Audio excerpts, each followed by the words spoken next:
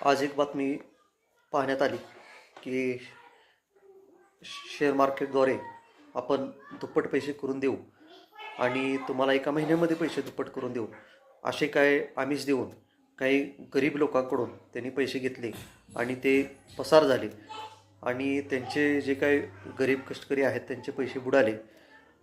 तर अशा गोष्टी घडू नयेत.